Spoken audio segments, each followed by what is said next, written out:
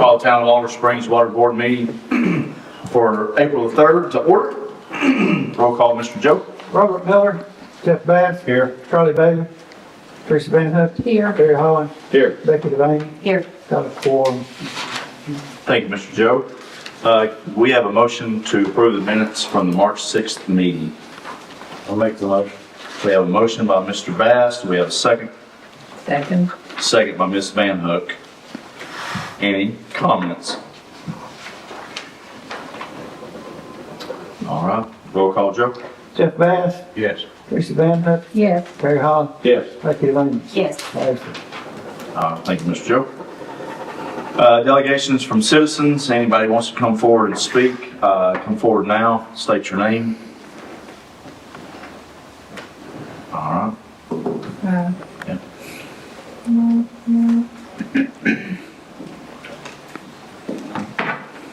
Yeah, I'm wearing history. I need to see what I do to get my meter base raised up Okay. in my yard. All right. What's your address? 733 Hensley Road. 733 Hensley Road. Yes, sir. All right. And you need your water meter raised. Okay. All right, Corey, you got that? Got it. Got it. And please forgive me for asking your name. What? Your name?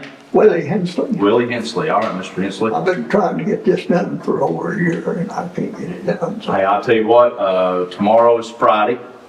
I'll try to follow up with you on Monday or Tuesday, okay? all right. All right, thank you, sir. Hey, can I get your number real quick? Oh, yeah, hey, sir, can we get your phone number? You've got it. You got a picture of the meter and everything else. It's 733 Hensley Road. It's 865-719-2330. 719-2330. Yes, sir. Gotcha. All right, Mr. Hensley, thank you.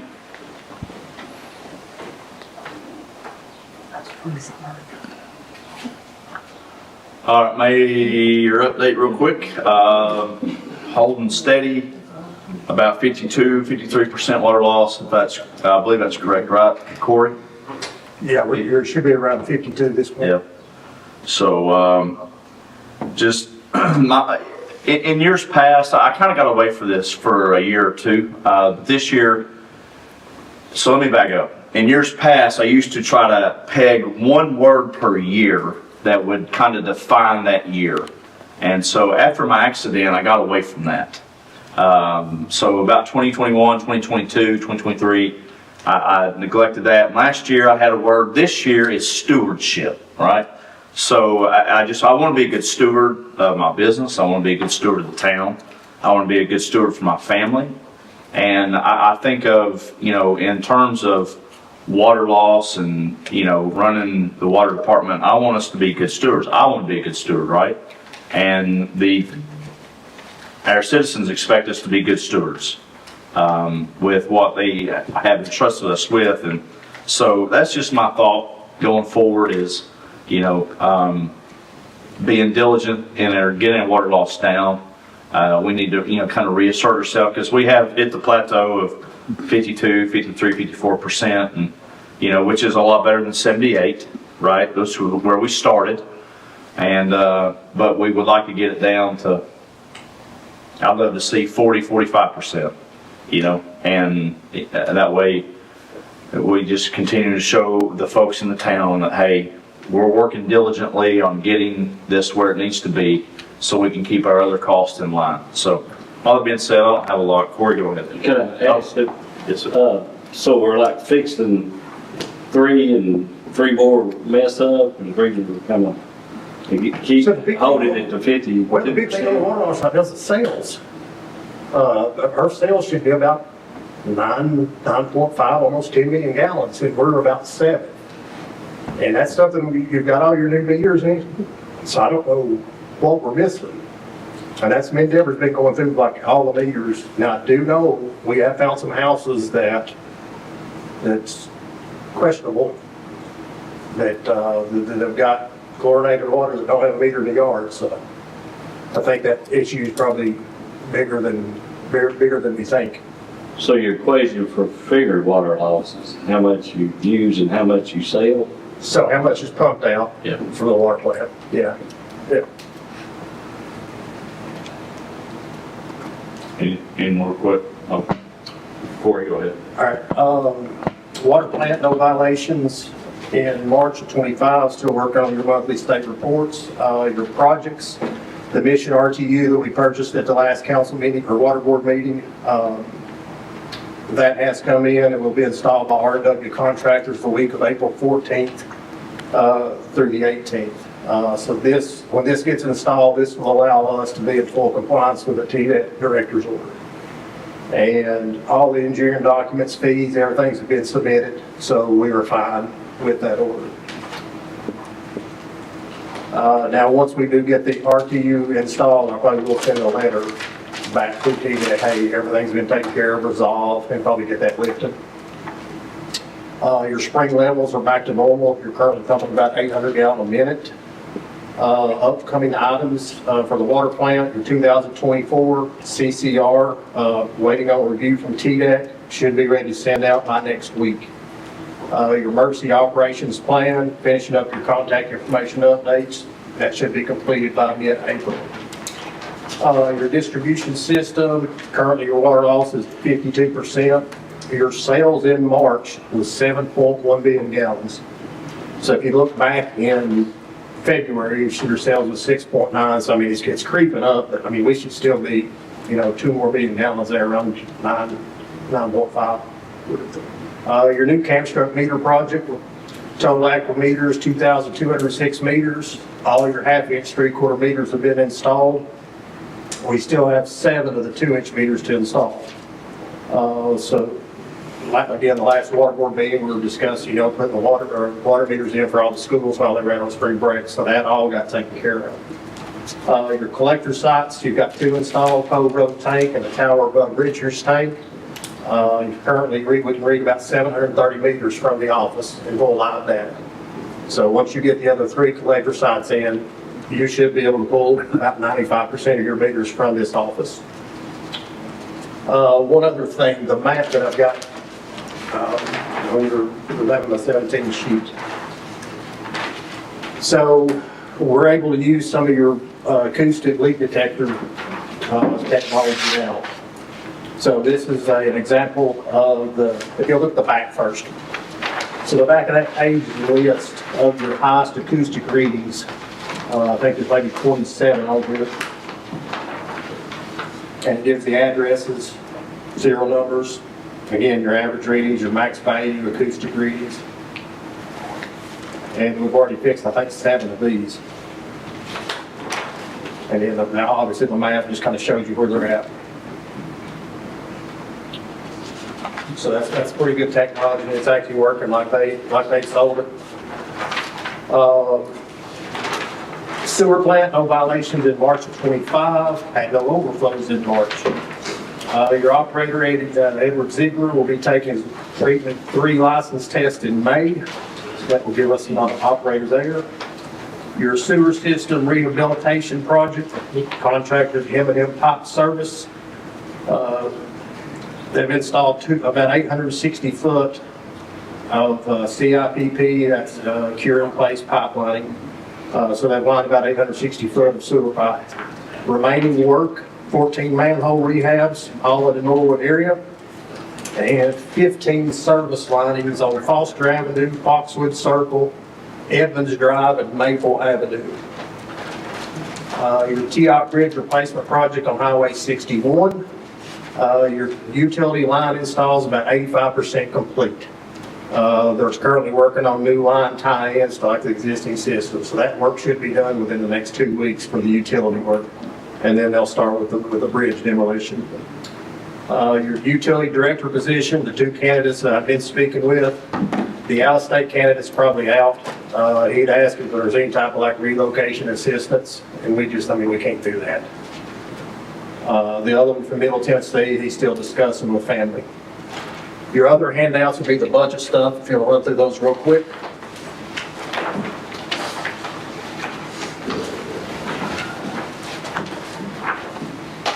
Now, the big thing on the budget, there are the orange highlighted numbers. That's the ones that I've still got to go back and confirm.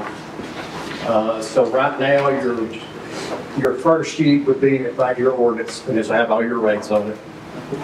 So your current CPI is 2.8%. And then on the back of the ordinance, annual rate changes, all water, wastewater rates, fees will change annually on July the 1st in the amount of 2% to account for inflation or CPI, whichever one is greater. So you've already got that built in. Now, we'll probably need about 1.1% more on the water inside city and sewer inside city. So that would be a total of 3.9% rate increase on the water inside city and 3.9 on the sewer inside city. If you look at the second page, this is your 5-year rate history. Goes back to 2020-21, shows where your rates were, the amount of increase over each year through your FY 25-26. Does anybody have any questions about that sheet so far? Okay, so the CPI is 2.8, but you're saying we might need to raise the water rates to 3.9%? On the inside city only. Why is that? And this will be the 3rd year that we've not touched the outside city. And the inside, the 3.9 on the inside city will account for, if you look at the very back page of your budget sheets, go to the capital projects. So all of your capital projects that you're doing the next fiscal year will be inside the city. So you've got an ARC grant, capital outlay water line replacement, 500,000 grant, of which that's 50-50 match. Our responsibility is 250,000 of that. And you've got a CDBG, which is another 500,000 grant, of which we're only responsible for 84,000 of that. Okay, we're on the last page of the budget. It is, yeah, under your capital. Oh, and capital bottom. outlay. Yeah.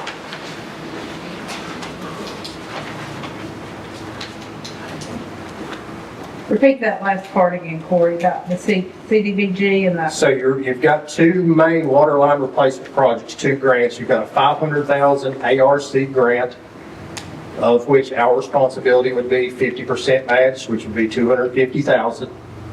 You have a 500,000 CDBG grant, of which our responsibility is 84,000.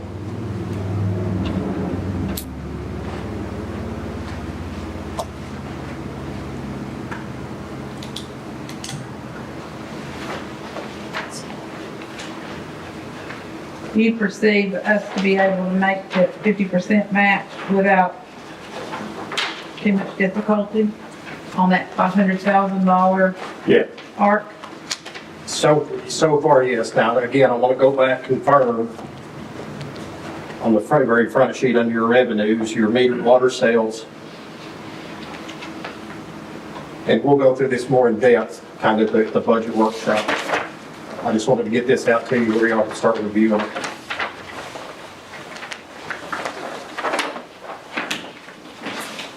And confirming your sewer charges. So what is this, what are we planning to do with this ARC grant? Park, The $500,000 ARC. or the ARC grant? Uh-huh. The ARC grant is, that's the one we looked at the last water board meeting. So it's water lines on Rome Street, West Tri-County Boulevard, Ridgeview, not Ridgeview.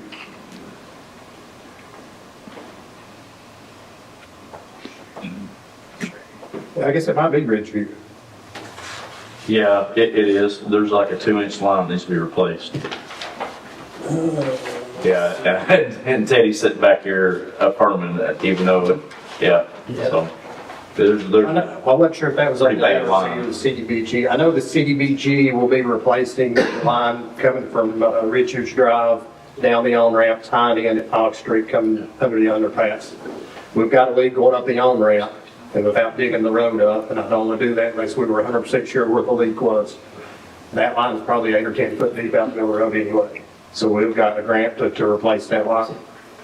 But it's the line that goes up the ramp. It currently does. It's out in the road. That's the ramp onto Tri-County Boulevard. It is. Yeah, going about it, yes. Okay, so will there be any other streets with the ARC grant besides Rome Street, West Tri-County, how much of West Tri-County Boulevard? So your section going from the old Dollar General store toward Harriman, right now your water line is out in the middle of the 4-lane. Yeah, Of course it is. and this gets everything over on the side where you can access it. So these all address, I mean, water loss issues. And Ridgeview, Yes. is that low, does that line underneath the pavement too? No, but it's a 2-inch galvanized. I'm sure, I mean, I don't doubt that any of it needs to be replaced. What about the one running down Main Street? So I believe it's an iron line. It's a 6-inch ductile. Ductile iron. So most of your ductiles in decent shape, other than your connection to your taps. Or either rear fire hydrant connection. The ones that we're addressing are the ones that we've had issues with known issues with. And I've got the drawings in here behind us, we can look just a little bit later at each one of the grants. So if it starts at the dollar store, how far does it go to the city limits if you're gonna replace? Now, I think it goes from probably to where 2 lanes, from the 4-lane down to the 2-lane, be close right in there. So you're probably looking 500 or 600 foot. Maybe a little more. So you do that over on the side instead of down Yeah, yeah. it's got sidewalk on both sides. Even the drawings are on the right-hand side of the road. Now you gonna Well, get, they only go so far. Get right. To the now jump. we're gonna cross it back over to the left-hand side of the road. So you've already got a line where 2 lanes going across. So it would just be tying in everything, to existing stuff. So there's no bores on that, it's just tying back in on one end, tying in on the other, everything's out of the road. Still would be on the state right away.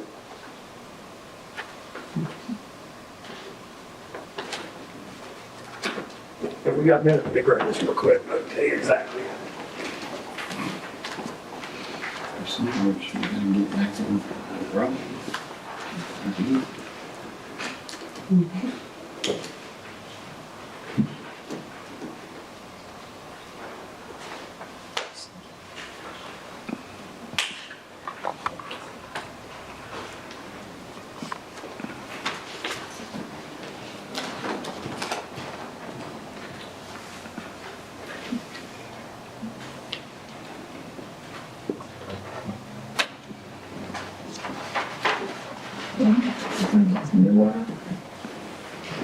It's stuff. All right, so you've got 1,320 linear feet PVC water line on West Tri-County Boulevard.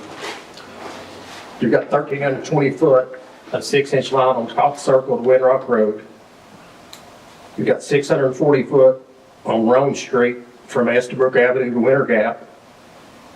You've got a 2-inch galvanized water line on Ball Circle. That'll be a 600 foot replacement of 2-inch PVC. And that would be all under your ARC.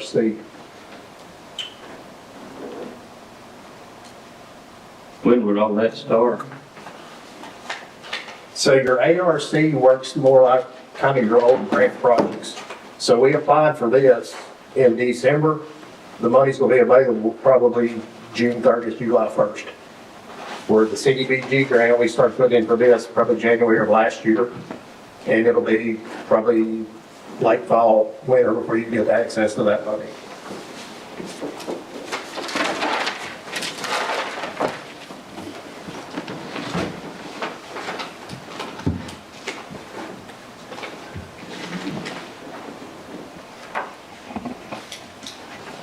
And I'll pass this around, it's got drawings of all of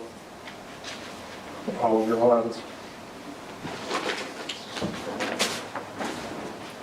Who would the work be done on?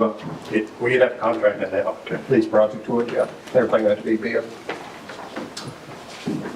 The other thing, this sheet, this would be what your billing for every usage bracket, all the way from 0, 100 gallons, 1,000 gallons, all the way through, I think I've done it through 400,000 gallons. But this would be your water inside city, your sewer inside, what your total water and sewer inside bills would be. Your second page would be, which needs to be the same, and these have been the same for the past 3 years, is your outside city rates. Your water outside, what's your sewer outside, and your total water and sewer bill for your outside city customers.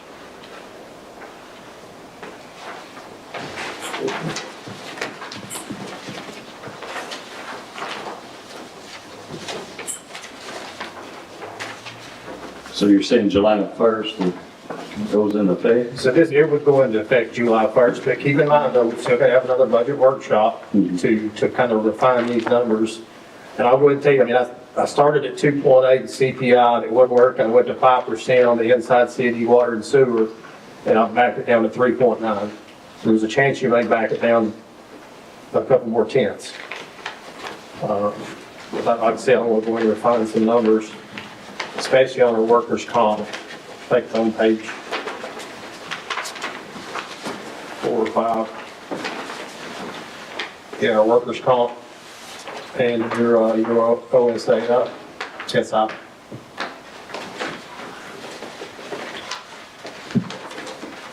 Pretty comfortable on the wages and very comfortable on the insurance numbers. The only other big ticket item on there would be your depreciation.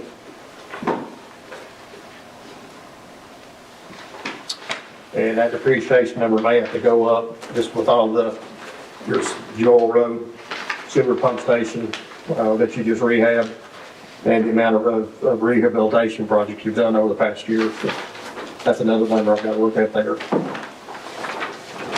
That's all I've got at the moment. If y'all got any questions? What is a realistic number? What would be a realistic wage to get a utility director?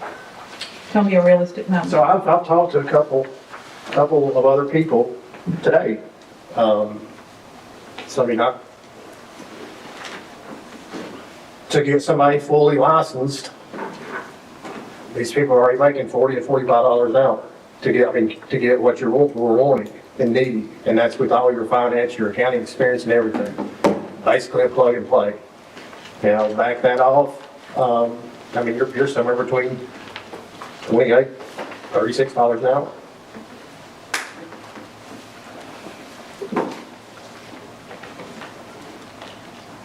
So we're a smaller town versus a big town, the wage is the same, or? It's just, It's what you pay for. If they come with all those certifications, they're gonna want the money. Oh, yeah. That's the bottom line. But what did you say the lower end of it was? I mean, you're probably bottom end is 28, maybe even 30.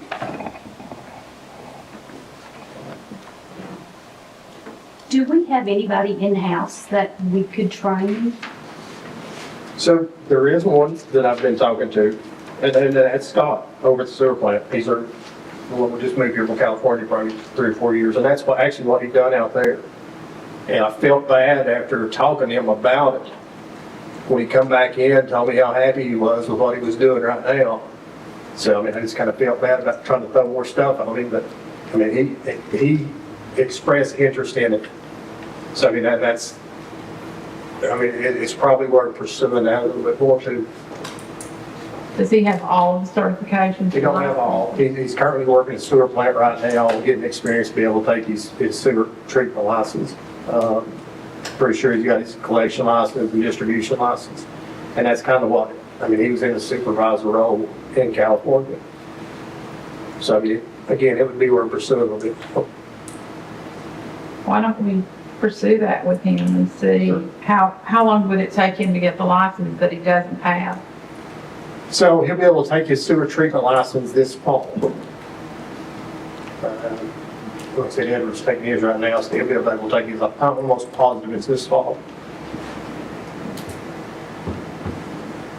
I think we really need to take some of the burden off of you. You're doing 2 jobs. You're being the utility director and you're being the city manager. And that is too much for one person to have to do. I mean, it's just too much. Right. I agree. Nobody could handle both of those jobs. Nobody, not one human being could handle, well, maybe Trump, I don't know, he never sleeps though.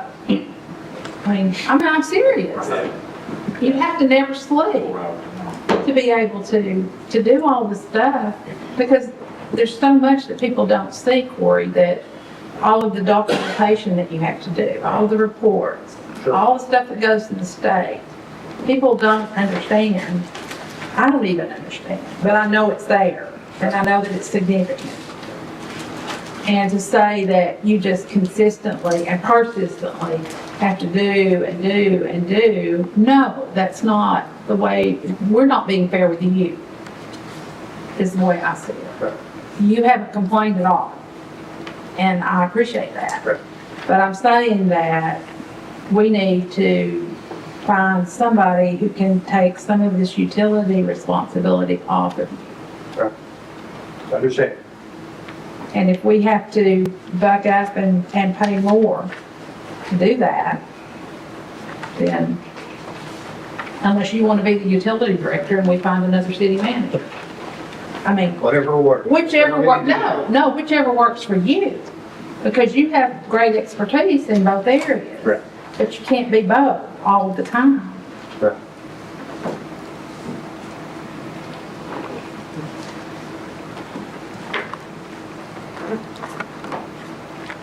That's all I had, Mr. Bass, I have nothing else this time. Ms. Van Hook, I think I just preached my sermon. Mr. Hall, Anything from Performance Services? No, it's been a couple weeks since I've talked to him. Month. He was, I guess, maybe holding out a little bit of hope if we had some other project that we were willing to do. I've not talked to him probably, it may be 3 weeks now, I've talked to him. How did our, you had to shut off meters again? Is it repeat people or was it? It was, so, same process again. I think we had, maybe 70, originally, when we done the courtesy calls. And I think we got down to maybe 5 pages, so probably cut it in half. And you'll see that. It'll be, the same people, every month. We see they're running up the bill for everybody, because now we're paying people, call people on the phone, remind them, instead of getting their real work done. So one other thing, and I talked to the host my call people again today, and I think we're fixing to sign a contract with them. If we sign a contract with them, we'll be able to send out text to these people. Instead of having to take the time to call, we'll just generate a list, send a text out, and be done with it. Those people can actually respond to that text. You'll be able to record like the whole conversation. Have your documentation right there. So I think that's gonna help us out a lot better. And this, the Winter Gap, is that a water line that got that big old ditch across through there? Idiots, and We're patching it, or we got more to? no, I've got, as I talked about that during on the council side. Met with PRI earlier this week, and gave them, I think, maybe a list of like 11 water cuts. And also Norwood Drive, Oliver Drive, I'm waiting on to get their contract pricing from them. But that should be done within the next 2 weeks, the actual paving work. Okay. I didn't know if we did it different, because we did it with water versus natural. No. And that's something. thank you, Mr. Hall, Mr. Lane. Nothing at this time. No old business, no new business. So, motion to adjourn. So moved. All in favor? Yeah. Call the Town of Oliver Springs City Council meeting for April the 3rd to order. Roll call, Joe. Robert Miller, Jeff Bass. Here. Charlie Bailey, Lisa Van Hook, Here. Terry Holland. Here. Becky Devaney. Here. Robert Ford. Thank you, Mr. Joe. So will you lead us in the word of prayer, please? Our Father, we come to you tonight asking that we have pure hearts and a concentrating, focused mind to you and your word and your promises, that as we approach thy throne of grace, that you would give us the wisdom to debate and take action that would take care of our citizens and bring honor and glory to you. We pray for our elected officials and the appointed officials on all levels of government, and we pray that you would give each wisdom to work within the department in which they have been assigned. We pray for our first responders and firemen and policemen and all the policemen, people that serve us and protect us and take care of us, that you would give them peace and comfort. We pray for all the hot spots in the world. The Holy Spirit would approach each, and through your grace, people learn to get along, people learn to serve you and to serve each other. We ask all these things in thy Son's name. Amen. Amen. Attention, salute, pledge. I pledge allegiance to the flag of the United States of America and to the republic for which it stands, one nation, under God, indivisible, with liberty and justice for all.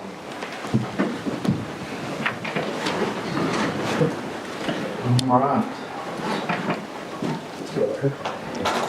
Can we have a motion to approve the minutes from the March 20th meeting? I move to approve the minutes. Ms. Van Hook makes the motion to approve. Do we have a second? I will second. Second by Mr. Vaney. Any discussion? Any corrections or changes? All right, roll call. Joe? Jeff Bass. Here. Teresa Van Hook. Yes. Terry Hall. Yes. Becky Devaney. Yes. Passes 3-0-1. Thanks, sir. This time, delegations from citizens, you can come forward, state your name and your item of business. Nobody at this time, all right. Mayor update, real quick, I wanted to say thank you for filling in for me last time, Mr. Terry. My family and I were on vacation, and it was literally a last minute thing that we had planned. So I want to say thank you for doing that. Robert Miller, one of our council members, in the hospital this evening. Robert has a history of having heart issues, and once again finds himself in need of medical attention, medical care. So if you would please pray for him and his family. It appears that Robert has suffered another heart attack, and so please keep him in your thoughts and prayers. As always, I'm very thankful to be the mayor to where I can serve and help citizens that have problems, who bring us problems, and we can solve those problems, and thoroughly enjoy that. Also, if you'll notice on the 4-lane on the bypass, there are hundreds of daffodils that are now in bloom, and hundreds more that are about to bloom. So that is what we call teamwork. It was a collective effort. So that is our beautification of this town taking place right in front of our eyes. And so when I say teamwork, here's how that transpired. In a group text, myself, Corey, and Chief Laxton said, man, I would love to see something happen. And so Chief Laxton finds us a grant through TDOT for $10,000, right? We apply for the grant, we get the grant, and then we order the daffodils, and then Becky Devaney comes on board and organizes the teamwork, the effort that it takes to get everything in the ground. Her husband, her brother-in-law, myself, her son, and then the police department for Roane County, the street department was in on it. I mean, it was an incredible team effort. So Becky really helped take the lead on that, and so and now we're seeing the fruit of that, right? And so something we're going to continue to build on. We have another project that we are planning right now, and hopefully within the next few weeks, y'all are going to see another transformation on the boulevard. Really excited about that as well. So just thank you guys for, again, the team effort there. And I think Ms. Van Hook mentioned that. and a text message back last fall, or maybe it was Joe, I know it was one of the Van Hook, said, you know, teamwork, Jason, teamwork. And so really, and I'm thankful that I get to work with a great group up here. And together, when we strive to serve our citizens, that something beautiful can come of it, right? And so, again, here to always serve people, help people, make myself available if you have a situation. And again, I want to repeat one thing that I had said in the water board about being, you know, this year for 2025, as the mayor, as a dad, as a husband, as a business owner, I want to be a good steward. Stewardship, being a good steward of what God has entrusted to me, to my family, to this town. And so, again, just love to serve and here to serve. So, without further ado, Court. We've got the Anderson County Property Assessor here with us this evening, Mr. John Allen. We'll break him up. The last council meeting, we talked about the 4-year appraisal plan. There's copies of that again if you need those. But I asked him to come last week, kind of discuss that, go over some other things that they've got going here in the future. We should have to. That's how you go, you stuff. Want some more of those?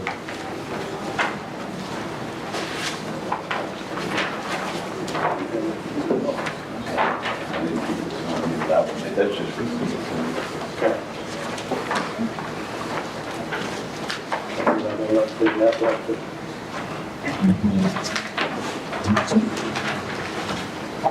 Okay. First, I want to thank Corey for having me down and council for allowing me to speak. And, I'm here to explain, I guess, the benefits of the 4-year reappraisal cycle, and also to discuss equal view imagery and some another computer program that we've got. The county commission voted in Decker Technologies, which picks up short-term rental, Airbnbs, VRBOs. We picked up put them on 40% for commercial purposes as well as personal property. That's another income stream for the county, and it's for the city as well. Some we have, but the law, I think, was passed 2.5 years ago, and there's been a few appeals and lawsuits over it, and after things settle up, it was a good time just to see appraisals and go ahead and pick up those properties as well. I guess I'll go right into it unless you want to start with questions, but I guess I can just explain that we're on a 5-year reappraisal cycle with Rome County, and there was a law passed 20-something years ago that said that we should stay on the same cycle. So there was an adjustment made to do both went to 5 years, and that helps, I guess, make it streamlined for the city of Oliver Springs and city of Oak Ridge, because we share both. You know, there's portions in each county. That was, I guess, the biggest reason. But the benefits, the biggest benefit is the ratio. There's a ratio between what's assessed, and we do that every 5 years. So in 2020 was our last. So as time goes on, as you remember from COVID, when we just finished the reappraisal and used 19 numbers, in 2020 everything took off. So the ratio is the difference in what I must got the properties assessed at versus what they're selling for. So our ratio in the 4th year was 56. That means that 44% of personal property gets that ratio off. And that was a lawsuit between the airlines sued the state of Tennessee, the airlines and the railroad, and they won that lawsuit. And they're saying that we have to turn in our personal property every year, so we get 100% value each year, where you let homes sit for 5 years before we have another reappraisal. That was the basis that the airlines and the railroad used to win the case. So that's called a ratio. And historically, we've not went up at the numbers we've been going up. But we lost it. I think Anderson County cost them $1.5 million because of that ratio over the last 3 or 4 years. And it's worse in the 4th year going into the 5th year because that's the greater disparity in value versus what was assessed at 22. The market just kept going. So that's why the state recommended. Right now, we can be on a 4, 5, or 6 year reappraisal. Some kinds, a few on 6, most are on 5 or 4, mostly with 5. So Molly and I and Ron got together and we decided, looking at all things considered, it would be better just to take a baby step and go to a 4-year. But with that, in Anderson County side, we've structured it where we can do our review in 3 years, so if we need to, we can roll from a 4 to a 3 next. And basically, there's, for the ratio costs the veterans in the on the tax relief program, it costs the, tax relief and the VA for the veterans, both those, they lose money because of that ratio too in those programs. It's set up with tax relief and the veterans where they get their tax credit. I think it's on roughly 20% or more. Finance departments for the city and the counties capture your money in 4 years instead of 5. You're going to capture that forever. I do believe that I can do a 4-year without having any additional staff, but I did ask for that Eagle View mapping system. It's a 1-inch oblique imagery, they call it. We've had ortho imagery, which is straight down technology, for over 25 years. Anderson County was the first county to go to ortho imagery. I think Roane County's had it for 2 or 3 years now. This Eagle View, it takes, actually their photos are taken on a 45-degree angle. It helps through the fire, police, the utility companies can use this mapping system, EMS, EMA. Utility companies, I think they can mark it with the lines, what you all were talking about earlier. I'm not so familiar with that, but the Trent Pales over the, he's our manager for Eagle View, and he said he'd come give a demonstration. When he does that, I'm going to get everybody together. I'll invite I'll get 4 of you all and find out who would like to come, all the cities, all the police and fire, and see if they're interested, there's anything in there that they can use doing their jobs. But the imagery is just so much better than what it was even 5 years ago. There's also a disaster response. There's a tornado, hurricane, flood, or something like that. They flew up or east when there was the floods, and you can overlay that map on your current map, show all your damage. I mean, they won't come for a few trees down, but if it's a major disaster, they can fly that for free. And if you want anything special, it's a reduced rate since we're going to have them. And it's approved to anybody that I want to give the system to, as far as access and get in and use, and it don't cost any extra money. There is a change finder option in it, well, that we opted to take. When they fly the first year, we're going to have it flown every 2 years, and they'll fly, in February, 1st of March, when the leaves are off and the shadows are, it's the best time to fly, or do a fly. And that change finder will show any change on a piece of property. There'll be like a orange box, red box, whatever color we want to make it, will show that there's a new structure there or something. But we not only just pick up things, we take things off the cards in our regular review. But the reason I won't have to have any new employees, I don't believe, is because I'll be able to set an employee that will sit there all day long. On snow days, rain days, when my field workers can't go out, they can sit there and do field review off of that imagery, and that was passed by the state 7 or 8 years ago. But you can use aerial imagery for review work, and we got a lot of places with fences. I work good with on snow days. We don't like going out with children at home because they're getting playing at the parents got younger kids sometimes that stay at home. They get scared, so maybe we always knock on the door to announce ourselves. It's just safe, safety reasons too. And it works well with our CAMA system. It's computer-aided mass appraisal. That's the system that we use to value all the properties in the county. And this Eagle View integrates with it. They're already in several counties, and they've had great success with it. I just wanted to, and that's what Ford gave you on the, and he's got some videos that I sent him of what you can see what Eagle View will do, and it's in this in some of this handout we gave you too. There's some pictures in there how good the imagery is. We think it'll pay for itself as far as the cost. We've looked at cost sharing with utility companies. I've been talking to our mayor. We've not got a system up yet.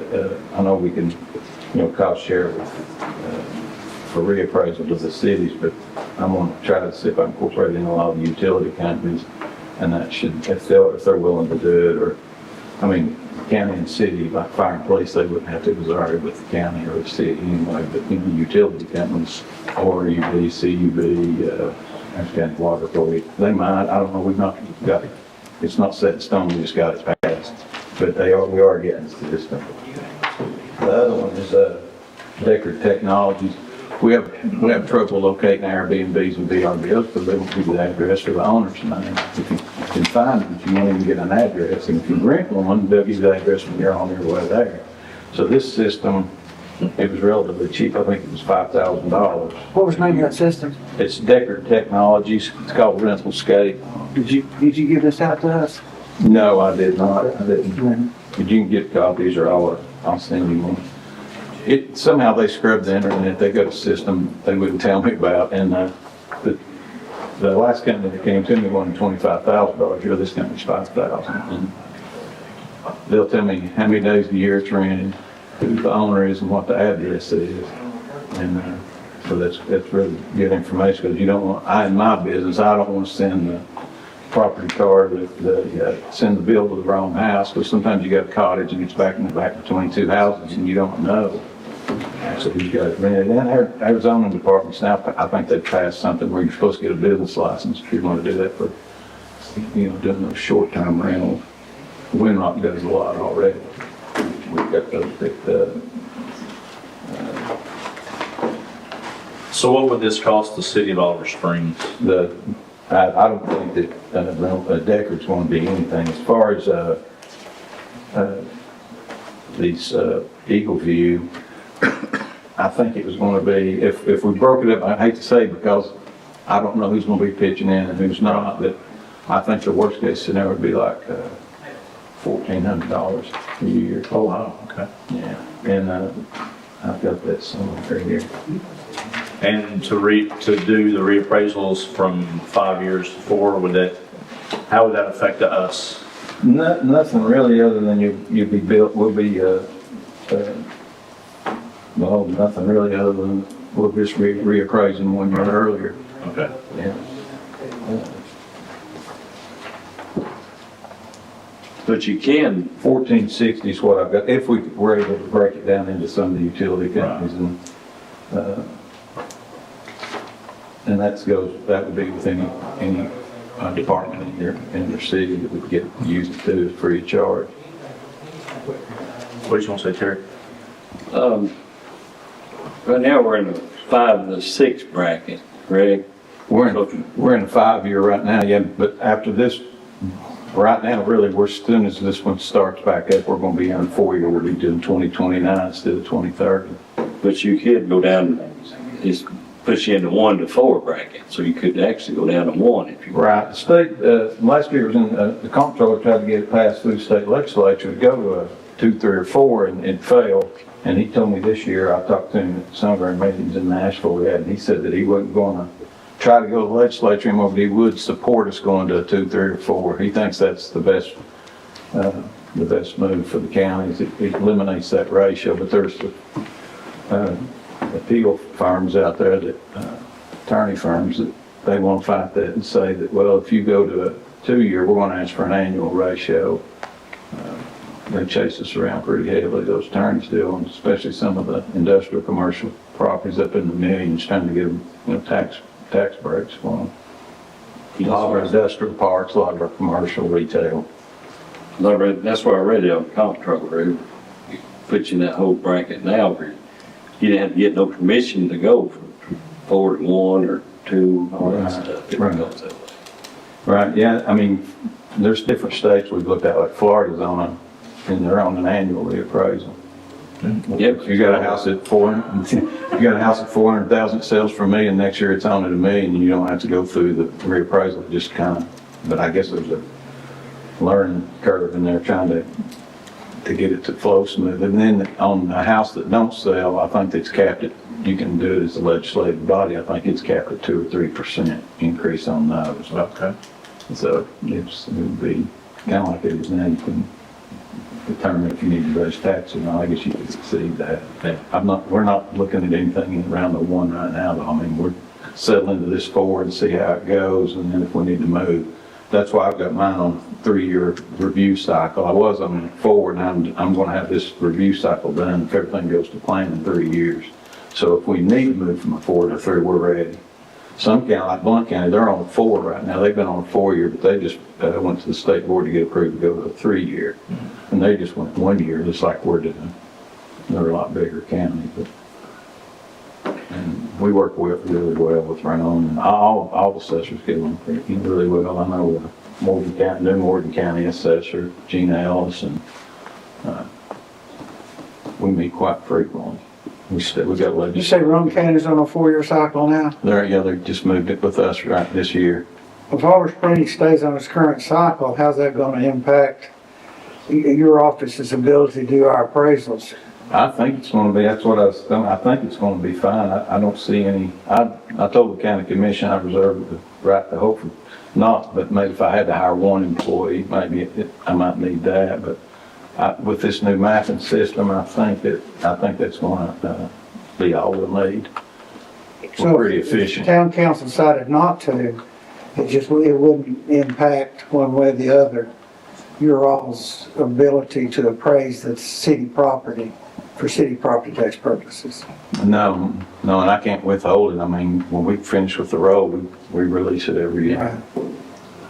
Well, if you appraise a given house at 200,000 based on a 4-year appraisal, and under a 5-year appraisal, it's 150 for city, then you'd have to continue the 150 for the city, wouldn't you? No, if we reappraise when we reappraise the city, we do the county also. Yeah, but if we're on a 5-year cycle and you're on a 4-year cycle, if the town council doesn't approve it because you're on a 4-year cycle, by default, the town becomes on a 4-year cycle. Well, I don't think the city would, I think they just go with whatever the state board, and if the state board's supposed to approve this on the 14th, if they do, I think it's automatic to the floor. In other words, it's required. It'd be required. Yeah, you don't have to vote on it, or. Yeah. I just, like I said, I'm just wanting to inform, because I came down a couple of weeks ago and talked to Corey, and, I was under the impression we had to vote on it. no, it's good. What really got that started was Shelby County asked for a 2-year 3 years ago, and their commission approved it. When they got to state board, all the cities showed up and said they didn't want to do it because they thought their cost share would skyrocket. But then when they had to pay the ratio, they tried to take it back and it was too late. So the comptroller said, we'd like to, if you talk to your cities and make sure, inform them, let them know what's going on, and just ask for their blessing if they, we'd like for everybody to understand and not be against it, but, like with 5 cities that was in Anderson County, it's hard to keep everybody on the same, Right. Yeah, the resolution that I brought a couple of meetings ago is just in support of it. Right, I've got the letter from Oak Ridge and from Clinton and from Rocky Top. Now Norris, they just, I don't think they're elected not to vote because they don't have any, I guess they just didn't want to. Well, I've been down here the longest since 1985. And over many years, the town council has historically been reluctant to approve tax increases. And I'm rolling your thoughts over in my mind with the idea that if the county increases the assessed rates, if the city leaves the tax assessment the same or leaves the tax rates the same, the city gets a de facto tax increase based on the increase in value of the property. If the town council chose not to have a tax increase, they would simply reduce the tax rate to reflect the last year's fiscal year's taxes, taking into consideration the new valuations. Is that a fair statement? That is, and as would the county. Yeah. The county would do exactly the same. Yeah, you're right, you're correct. If the value of the county goes, what the county's worth goes up, certified tax rate state suggests a lower rate because it's revenue neutral. We can't bring any more money in 2025 on reappraisal year than we did 2024. Council or the county commission can I thought they had have a referendum to vote to exceed. variance I thought there was a 2% or some small percent variance during reappraisal years to take into consideration cost of living and so forth. Well, yeah, I don't know exactly how they calculate that certified rate. I'll do it myself with the big numbers, but they break it down. Yeah, well, Find it. they do that in Nashville But and never. new construction is, you know, that was Yeah, that down. too. But the ratio's been eating up the new construction. There were 8 local counties last year that were around us that reappraised that they didn't have any new growth and had to have a small tax increase to cover the ratio money Yeah. that they lost. Had to have just. Or the flip, like you said, flip side, if the values drop, they've got to have the same revenue, there's got to be a tax increase. Tax increase, yeah, I think that happened in 15, we went down to 3% countywide. Overall, there is no average, because certain pockets go up, some go down. And that's why they have the reappraisal, is to level that out. Like properties 40 years ago around the interstate, if they're like 75, it's just farmland. Because over time, it's, you know, it's $500,000, $600,000, $700,000 an acre now, so the value's going up. Lake properties are selling a lot better than they used to. Certain subdivisions sell more in 5-year reappraisals, so we take those numbers. Some go up, some go down. How's these new gadgets? I've always been a gadget guy, but a lot of people's got it backwards ideals that they think if they don't paint their house, they leave a yard messy, when you fly these things over, their taxes are gonna be cheaper because it looks like something taken care of, all that kind of stuff. You wouldn't believe how many people I've heard say that. So that's No, why I hate this kind of. Yeah, I tell them landscaping, good or bad, I don't pick up landscaping and they don't, the value don't go down. Somebody says, well, what about all this garbage in my yard? I said, well, take it to the dump. It don't affect the value of your house, you just need to clean it up. Well, that's how they think. Oh, I know. Swear they would do it. I've heard that myself. They wouldn't paint their house because it look, make it look too new now. Because you figure, my house is like 100-plus-year-old, but I shouldn't be paying nothing for mine. I pay as much as a brand new one, you know? Yeah. I've heard a lot.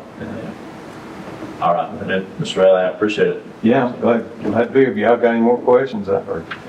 So Roane County, since we're in Roane County, it's already 4 years already? Well, she just voted, she just now went in when So it's been 5.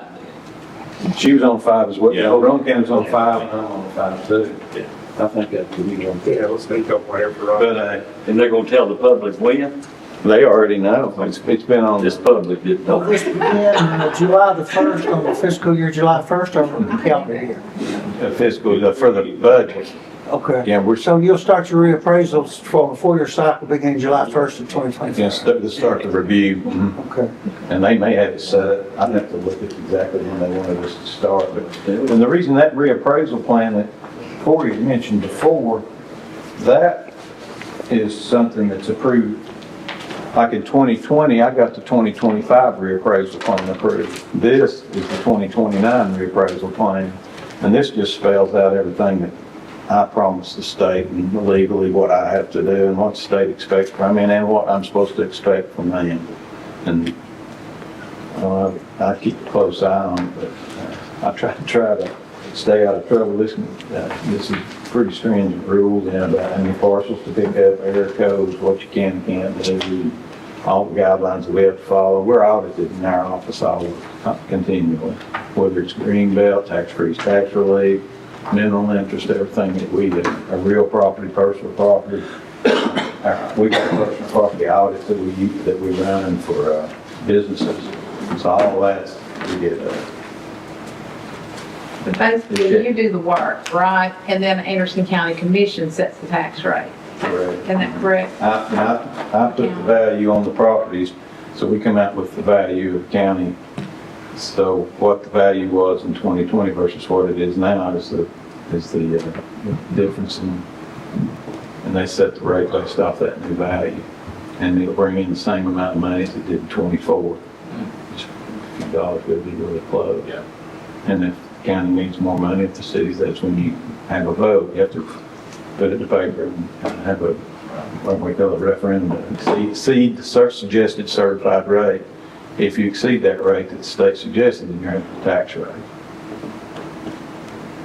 When does the short-term rental gadget, when do you think you'll have that? She said yesterday it'd be less than a month. I'm hoping 2 weeks. Because we've already with that, I don't know how we can. We've already picked up some ourselves, but I'm real nervous about, I don't like sending the wrong bill to the wrong parcel. Right. And they said that they're accurate in what they do, and I think the other counties that use them, they've broken up, I pay a lot of attention to that. And so if it's been tried and proven itself, and it appears to have done that, then I can trust their accuracy on who owns it. And then what'll help me if they appeal is how many times they've got it, how much it's been rented. Some will challenge the value. Wouldn't that be something we could help with? Yes. So, yeah, if he is or if it's my neighbor, I would know or her. Yeah, and I get us a few calls too, and the county's got a few complaints, people that got them rented in subdivisions or neighborhoods. Right. So Bachelor parties and things. if we do find an Airbnb, we've just gotta send him an email. That'll work. Take anything, that's my email, that's my personal cell. I'll call anytime. I'll be glad to talk to you. Anything, if you have any questions about anything, just call. If I can't find out, I'll find somebody that does. I usually know who to ask if I don't know. Sure. Thank you, Mr. John. Appreciate your time. All right, need anything, please? All right, thanks. All right, appreciate it. Yep, you need anything. Yeah, thanks. Corey, got anything else, sir? Spring cleanup currently ongoing through May the 2nd. We'll be picking up Rocky Top's brush truck on April the 14th to have that through the remainder of the spring cleanup. Couple of handouts that y'all got real quick. Olive Springs Community Easter Egg Hunt, Kellytown Church, Friday, April 18th, 2 p.m. And then Olive Springs Library, the summer reading kickoff party, May 31st, from 5 to 7 at the OS Library, 610 Walker Avenue, Olive Springs. Again, that was a summer reading kickoff party. The last item there was the Olive Springs Police Department Crafts and Cars. That's on May the 17th from 9 a.m. to 1 p.m. at Beach Park Baptist Church. Street department update. Last 3 weeks, they've been working on cleaning out ditches, drainage, spring cleanup. Really the past 2 weeks, they've been working on potholes, water cut repairs. We've been through 2 pallets of cold patch. There's a handout of some of the addresses that we've been, that's been got the past 2 weeks, mainly concentrated on Airport Road. Airport Road and Green Street. Met with PRI, that's Pavement Restorations, working on a service contract with them. Goal is to be able to do street repairs within 5 to 10 days of making actual water cuts. The good thing about PRI is they do asphalt work 365 days a year.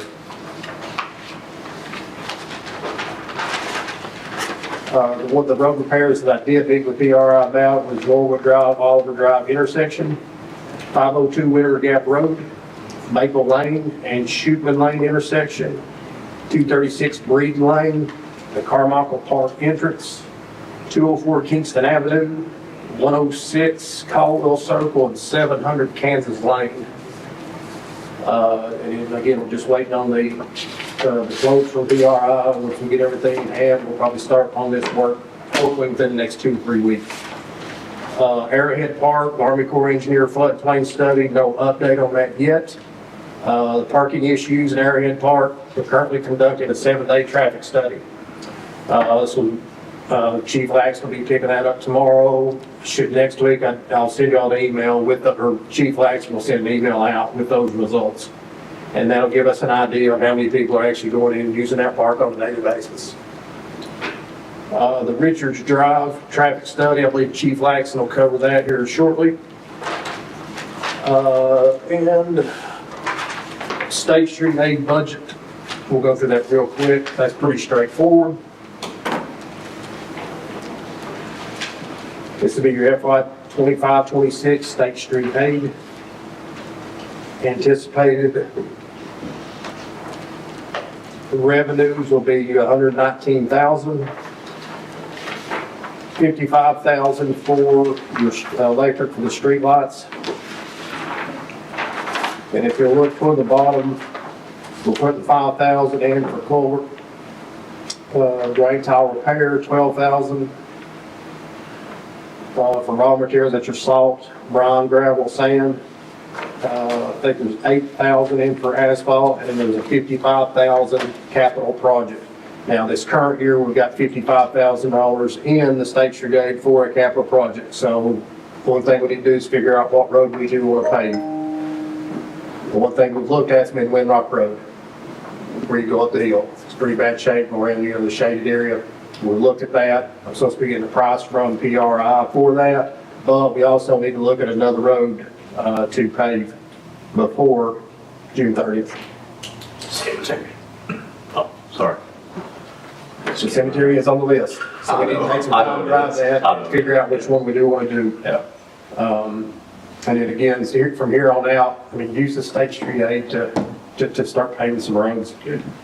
The other thing is PRI did tell us that they could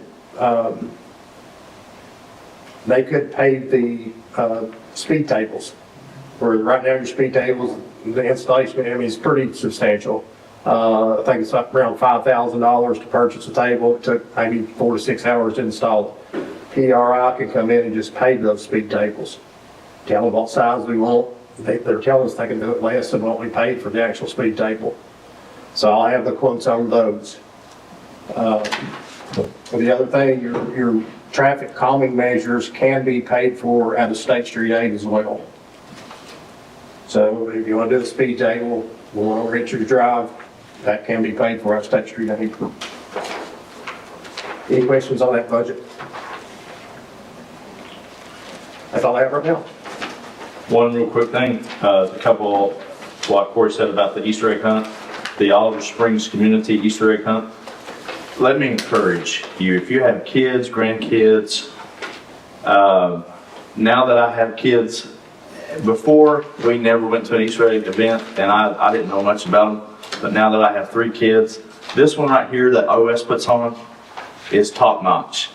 Linda Coker, what she does, along with the First Baptist Church, along with Kellytown, and other churches, along with the city, we also contribute to this. It's phenomenal. The top notch, scale of 1 to 10, it's a 9.8. And it's rain or shine, it This- does not matter. Yes, so I'm talking, there's a lot of energy, effort, time that goes into it, so let me please encourage. Take full advantage of it because Miss Linda and her team do a great job. Mr. Bass. I have nothing at this time. Thanks, sir. Miss Van Hook. Yeah, I just thought we should try to set another budget workshop. So we've got that on the agenda. Oh, do we? Yes, Okay. we do. And under new business, yes. Okay, Anything else, Miss Van Hook? not right now. Mr. Holland? I know, when we mow the 4-lane, what, highway department helps us reimburse us? Yes. I've seen this underneath the bridge, that when we start having to clean that kind of stuff up, can we not get some kind of assistance from the Army Corps of Engineers or somebody like that? Oh, that's all. I showed it, I was gonna shoot it. It's a good question.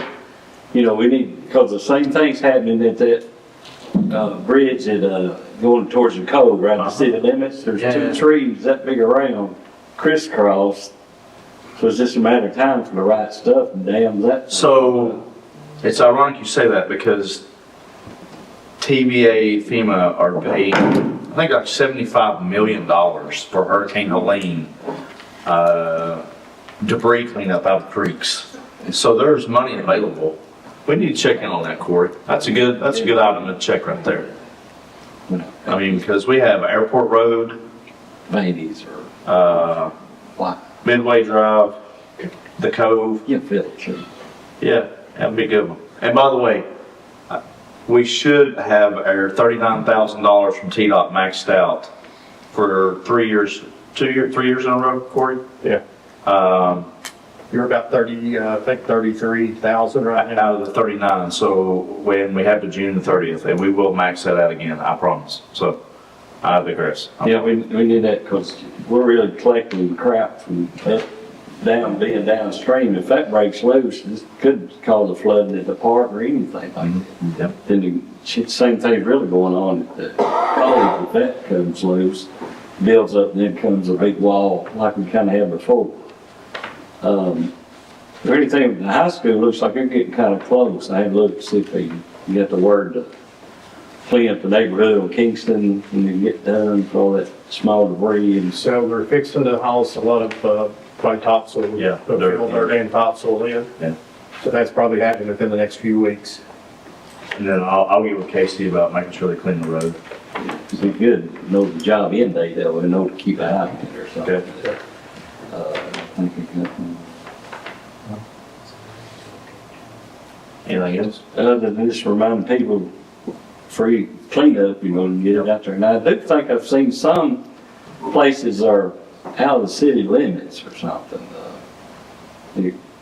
Maybe like outskirts of Kellytown, maybe, that maybe somebody needs to tell them it's not getting picked up, or maybe it is, but I haven't noticed. I'll make a list. Okay. Yeah, for sure.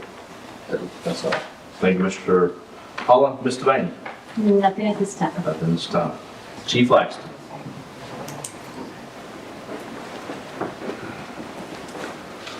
I don't have anything for council tonight, but I'm here to answer any questions you may have on the speak table study.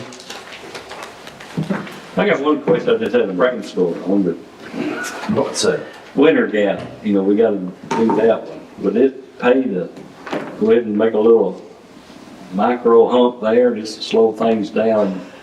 Is that allowed? I mean, it's already dug out, all you gotta do is just fill it a little more. Perhaps. I mean, I'm getting kinda old, but I have to cross there a lot. You gotta run like a rabbit to get across there. Keep from getting mowed down. Same way on Main Street. I was just thinking about like Boston. Next council meeting, which gives us the 2 weeks to find out about Yeah. using the asphalt. PRI, yes. Put it in on that. Yeah. Yes. And also, I put in a request to Chief about placing it on Midway Drive as well. But yeah, I think that'd be good. I'll wait till that so we can see what he's gonna price them for, Yeah. before we want to say, yeah, let's put something in that's costing us a whole lot of money when we can say, they can put them in for half the price would be gonna be there. Yeah, and one of the big things to remember in the traffic calming study, however, it's a lot of site prep, like, you know, me and Corey and the mayor's had to do. It has to be a flat area, it cannot be on incline or decline, you know, because of the way the inertia of the vehicle is. So it's approved for a flat surface, no more than a 2 or 3% grade. You know, it has to be under, 25 mile an hour and a 3.5 inch, raise. So there's a lot of variables to take into consideration with that. We had to find a very specific spot for Richards Drive to be able to do it.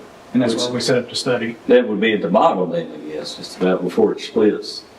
To England or something? Well, so that site we looked at, Right before Park. yeah, it's right there before Park. You basically come down, it flattens out, and then it goes down again, and that would be the only adequate place we could place it. Like a lot of traffic around that 8 o'clock in the evening or something, for some reason. Well, it seemed like the most cars, if you look at the study, especially like the star graph that's giving you the volume per hours, it should have been a few more pages back, but you can see what hours remain, your high points. If you'll notice, the highest traffic volume in 1 hour was 97 vehicles on your speed chart. That was, basically in the evening time. It seemed like for 2 or 3 days straight, I mean, it was averaging 100 cars an hour, and that was in between 4 o'clock and 6 p.m. So that generally evening time area, for some reason, that was a thoroughfare. From a city standpoint, y'all can take whatever ideas you want from a law enforcement. These speed table studies and reasons for these kind of areas is it's a really hard area for us to enforce. There's nowhere for us to pull over and run radar. There's nowhere for us to put the speed trailer to give warnings. We just don't have a lot of resources. The biggest one was Norwood Drive. Well, now it's kind of gone to Richards and like Airport. There's, deep ditches on both sides. Blocking somebody's driveway is not adequate. To try and run radar, it's just not a very good area to enforce. So speed tables are a great option where law enforcement isn't. I agree, and it frees us up to patrol the highway where that's the issue. And so, So do we need to do anything right now, or you're still studying? No, so this study is not presented to y'all. This is going to be up to y'all and the city manager and the mayor to decide, are you wanting to move forward? This was just the next step in the process that y'all passed in the traffic calming study. So the first one was the petition and the request. Everybody in the neighborhood's good with it. Now I give you the data. Does it substantiate the need for a speed table? That gauge is set by y'all. From a law enforcement standpoint, I'm telling you that it is very difficult for us to police that road due to the, terrain. If you feel a need, then, your next step would be with the city manager for funding, bids, things of that nature. If you don't feel like it's adequate, say if it's a road that we catch and there's only 5 cars a day, there's not a whole need to, drop that kind of money on a road like that. So it is basically, handed back to y'all that we're at the position, and here's the study. What questions do you have? Do you advise a speed table? So when you typically look at an area, most officers, give a grace of, 5-10 mile an hour in both directions. When you start seeing a consistent speed above 10 over, which that street is 25, you look at what's 35 mile an hour and over. So, if you're looking at 350 cars or higher than that over a 3-day period, that's 100 cars a day that were above what would be issued a citation. That's a problem, especially if we can't enforce it. So on this one, you had 307 cars above 25 miles an hour. You had 31 cars above 35 miles an hour. And 1 car going over 45 miles an hour. You must have wanted to die that day. Yeah. And that was probably a downhill run too.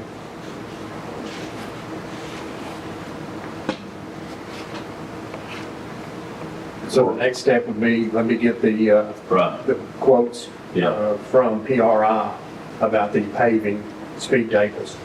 And then at the next council meeting, I'll bring those back, the cost of the existing speed tables that we've installed versus the PRI's quote. Yeah, and what ended up saving us the most money last time, our first quote for the speed tables was $5,400 for 1 table delivered to us, installations on us. So that you also have the unhidden cost of labor. I don't know how Corey would figure out the amount of men he had out there, the equipment, all those kind of things. Ended up having to buy a special drill, I believe. Yeah. We now have that. So you're $5,400 in. Because we purchased 2, they ended up coming in at $4,900.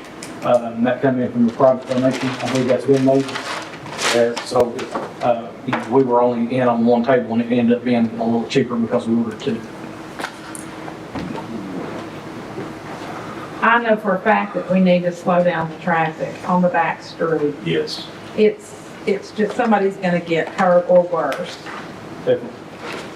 I know there's several Spring and Rome Street compliant. There's probably only 5 or 6, but only takes one. Well, it only takes 1 speed table sometimes on some of the, if you can strategically place that speed table, Yes. it can slow them down a whole lot.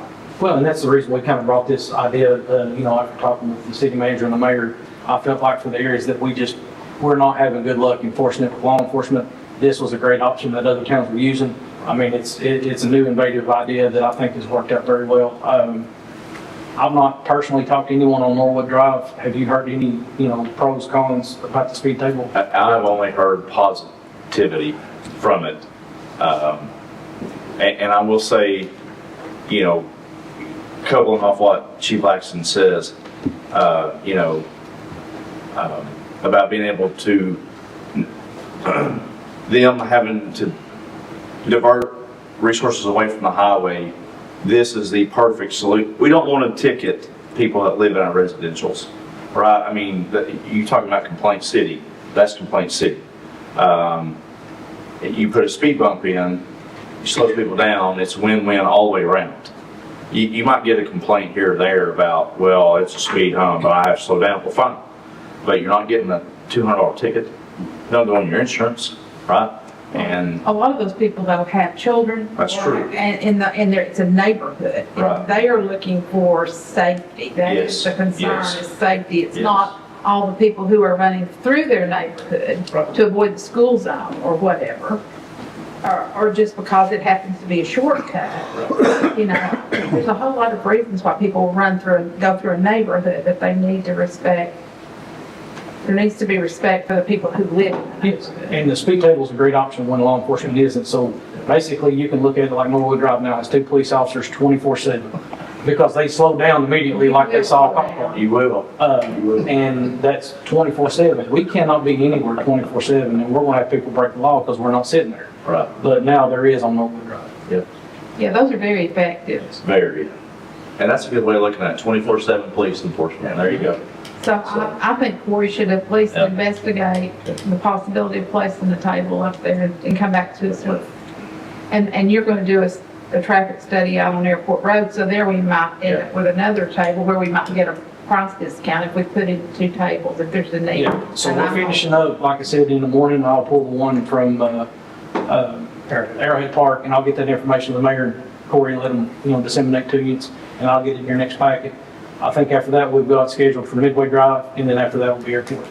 And here's what I would ask council, if you have a list of roads that you would like to see on, submit it to myself, Corey, or Chief, so that way we can just systematically break down where are our worst spots, and then we can approach those areas going forward. And we're not just hodgepodging or just shooting blindly. We're, okay, this area we know is a problem, let's hit one. Well, and this helped us a lot when we first got this machine, because we were having areas like Strut Street was the reason it was purchased. They were having speeders on Strut Street, we were having a hard time keeping an officer out there when it happened. We put this new table out there, and it actually breaks down the hour. And so now, instead of saying, hey, I need a police car every time you're available, sit and, run radar on Strut Street, now I could say, hey, between 4 p.m. and 5 p.m., that's when we have a problem, go sit on Strut, and it solves the problem. So you take like Richards Drive, we found out between 4 and 6 p.m. is our hot spot. We can go and blitz it for a little while, but it's a short-term motivator. They'll slow down for 3 or 4 months, well, then they're right back at it again. I just think in neighborhoods, we need to do as much as possible. And the speed tables, I for one know that we live out there. You're only one in the drive, I'm on Second Norway, so we know about Norwood, and I know those tables are working. Oh, yeah, absolutely.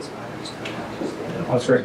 Do they make a Ripley-like thing like on the interstate where you? They do, and those are only recommended for temporary work zones and things of that nature because it's an attention getter, it does not deter speed. So when you drive over it, it just basically makes noise because they're little 1/4-inch strips.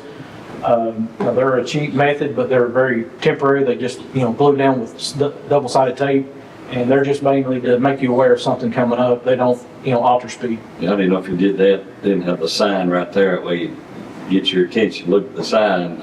I mean, you're talking about $1,000 a set, so now you're taking a $5,400 speed table and making it a $6,400.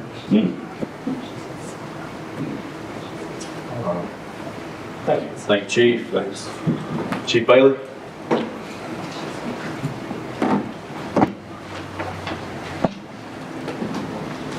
The only thing I got to bring for you guys now is kind of a point of attention and just kind of information, because we've had a lot of wildfire type incidences over the past couple weeks, and for one, I'd say we only actually had one incident within town.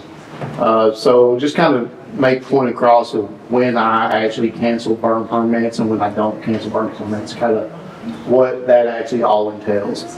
So I look at the fire weather forecast, usually comes out about 8 a.m. every morning. People start calling in usually around 7. Typically they'll go to a kind of voicemail if I ain't able to answer it, but then usually about 8 a.m. I start issuing burn permits. I look at the fire weather forecast, I look at the state forestry website. If 2 of the counties that we reside in, and I've talked to the mayor about this as well, if 2 of the counties we reside in, forestry is not issuing burn permits, we don't issue burn permits. If the state or if the fire weather comes back as an elevated fire danger, not even to the high level yet, just the elevated, I cancel burn permits. Like today, I actually issued 2 burn permits today, and I asked them, I said, please be done by 3 o'clock. Because today we forecasted to have 25-mile-per-hour wind gust. So typically we'll cancel burn permits. Now, me canceling burn permits does only the debris burning. So if they have a fire pit, 3 feet by 3 feet, they're allowed to operate that by code 24/7 as long as somebody's out there with it. That's considered recreational. It's a completely different code. Burn permits only counts for debris burning. So people's got tree limbs down, wood, brush around the yard, they can do that 50 feet from the house. Water source, phone call, I issue it for 2 days. I'll kind of forecast out and I'll cancel it if need be. Businesses is 24/7, they have to have a burn permit. They don't get a exemption except for the park and campground. Campground gets an exemption because it is a campground. But like, if it's a business and they're wanting to do any kind of burning of any sort, they have to get a burn permit, unless it's something that's reoccurring now allowed by written statement. But just wanted to bring that to you guys as a point of information. There are times that I'll call people and be like, hey, by the way, I know I issued this to you today. We ain't burning anymore. We're forecasted to have a interesting April and May. The weather's going to dry out, temperature's going to start rising up, and then we're going to have kind of we got our windy season this time of year. So typically spring gets busy for us, so we try to head that off on a daily basis. Sometimes, as I told the mayor, I said, if it gets to a point like this past, what was it, last week you called me? Yes. Last week, I was issuing them day by day. I say, hey, I'll issue it to you today, it's not good for tomorrow. And they have to have it out by night for those issued burn permits. So just kind of a point of information, if you guys got any questions, feel free to call me. The permits are done through the fire department. We kind of control that. Unless there's an illegal burn, then we do call the police out as well for the citation portion. So, but that's all I have. What about say like a fire pit, just a good rule of thumb as far as, Fire pit? you know, I mean, there's gotta be a way like going to the internet, maybe compare it to something, cause I'm conscious that I wouldn't want to do it. So, 25 feet from the house, this is the code. 25 feet from the house, 3 feet by 3 feet by 3 feet, the campfire is what it is. So the fire pit's 3 feet high, 3 feet in diameter, flames ain't supposed to be more than 3 feet. I don't come out with a measuring tape. You know, if it looks like it's a bonfire, you know, at that point, that don't meet the fire pit code. But if it's a commercially made fire pit, outdoor fireplace, something along those lines, residential house, it can be within 10 feet of their house. It's completely allowable by code. The only time that I can actually say something to somebody on their residential part, like for a fire pit or an outdoor fireplace or even a wood fire or charcoal grill, there has to be an actual burn ban put in place by the governor's office. That's the only time, and that's when you'll see, usually on our Facebook post, you'll start seeing me put things out there. At that point, it becomes reckless burning and it is punishable by fine and or jail time, because it's now a misdemeanor charge at that point. But that can only be put in place by the governor's office. So That's kind of what I was getting Yeah. at, something. most of the stuff that we've had here lately, I know the county mayors have some leeway now after some incidences a few years ago. They'll put some burn bans in place. We sit in 3 counties. So I typically will go off 2 counties unless we start seeing a lot of reoccurring things. We know 1 county will put a burn ban in place pretty quick. But, you know, we'll typically allow to a point, but one of those common sense deals. As long as somebody's got some common sense with them, they know that if it's windy outside, we can fly a kite, they ain't gonna be burning, so. It's actually a statement I've made a couple times, so. All right, thank you guys. Thanks, Chief. No old business. Only item of new business is set a date for budget workshop. So the goal is to pass the budget at the June 5th Water Board and Council meeting. Your next Water Board Council meeting is May the 1st. The next council meeting after that is May the 15th. Let's see, May the 5th through the 9th. May 5th through the 9th. What does everybody look like? I would be okay as long as we do it Monday, Tuesday, or Wednesday. Hopefully the shop will be open by then. May the 6th is on a Tuesday. Yeah. I'm good with that.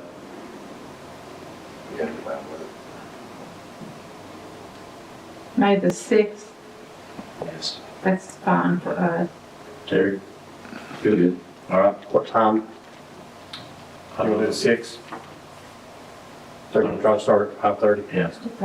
5:30. May the 6th at 5:30 budget workshop. Okay. And we'll cover the water and the general. Okay. So that means bring supper? Yeah, that's fine. Water should go. Your place be open with them, something. All right, so, now, Joe, we don't need a motion second for that, do we? We just, okay, all right. All in favor of adjournment, say aye. Aye. Anyone opposed? Of course not.